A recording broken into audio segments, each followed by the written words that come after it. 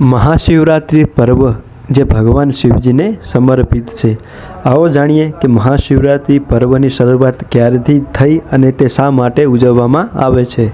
મહાશિવરાત્રિનો દિવસ એક એવો દિવસ છે કે જે દિવસે ભગવાન શિવજીની શિવલિંગ સ્વરૂપે પૂજા કરવાની વિશેષ મહિમા અને ફળ મળે છે. શ્રી શિવ મહાપુરાણની કથા કહે છે કે જે સમયે સૃષ્ટિની ઉત્પત્તિનો સમય હતો તે સમયે બ્રહ્માજી અને વિષ્ણુજીની વચ્ચે અંદરો અંદર વાર્તાલાપ થયો. બ્રહ્માજીએ કહ્યું કે સર્વપ્રથમ હું આવ્યો અને વિષ્ણુજીએ કહ્યું કે સર્વપ્રથમ હું આવ્યો. તે બંનેના આ વિવાદે ઉગ્ર રૂપ લઈ લીધું અને તેમના વચ્ચે વિવાદ છેડાઈ ગયો. ત્યારે જ તે બંનેની વચ્ચે અગ્નિસ્તંભ સ્વરૂપે મહાદેવજી લિંગ સ્વરૂપે પ્રગટ થઈ ગયા. તે અગ્નિસ્તંભને બ્રહ્માજી અને વિષ્ણુજી ઓળખી ન શક્યા. ત્યારે અચાનક જ તે અગ્નિસ્તંભમાંથી વાણી પ્રગટ થઈ અને ત્યારબાદ આ પ્રમાણે કહ્યું, તમારા બંનેમાંથી જે પણ સર્વપ્રથમ આ અગ્નિસ્તંભનો અંત અને આદિ શોધીને લાવશે તે સૌથી મહાન અને તે સર્વપ્રથમ પ્રગટ્યો.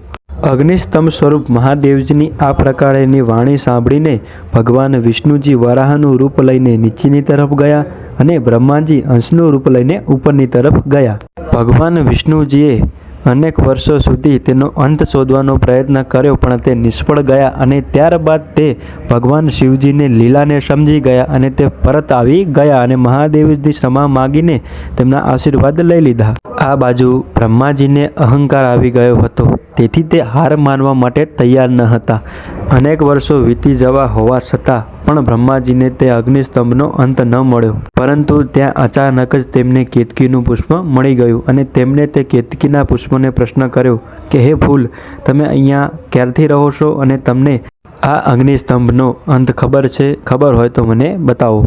કેતકીના પુષ્પએ બ્રહ્માજીને કહ્યું કે ના, મને આ અગ્નિસ્તંભના અંતની ખબર નથી. ત્યારબાદ બ્રહ્માજીએ યુક્તિ રચી અને તે પુષ્પને કહ્યું લાલચ આપતા, તમે મારી સાથે નીચે ચાલો અને ત્યાં જઈને ખોટી આમાં હા ભરી દેજો. જે સમયે પૃથ્વીવાસના લોકો મારી પૂજા કરશે ત્યારે તમારા પુષ્પનો મારી પૂજામાં ઉપયોગ કરશે.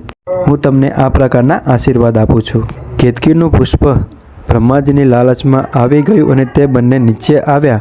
ત્યારબાદ અગ્નિસ્તંભ સ્વરૂપી મહાદેવજીએ બ્રહ્માજીને પૂછ્યું કે શું તમને ખરેખર આ અગ્નિસ્તંભનો અંત મળી ગયો છે? ત્યારે બ્રહ્માજીએ ખોટી હા પૂરી અને કહ્યું કે જો તમને મારા વાક્ય પર વિશ્વાસ ન હોય તો તમે આ પુષ્પને પણ પૂછી શકો છો. ત્યારબાદ મહાદેવજીએ કેતકીના પુષ્પને પણ પૂછ્યું. તે બંનેએ ખોટી હા ભરી અને ત્યારબાદ મહાદેવજી અત્યંત ક્રોધિત થઈ ગયા અને તેમના ક્રોધમાંથી તેમના સ્વરૂપમાં કાલ ભૈરવજીની ઉત્પત્તિ થઈ. જે મુખથી બ્રહ્માજીએ ખોટી હા ભરી હતી તે મુખને તરત જ ભગવાન શિવજીના સ્વરૂપમાં કાલ ભૈરવજીએ તેનો સંહાર કરી નાખ્યો.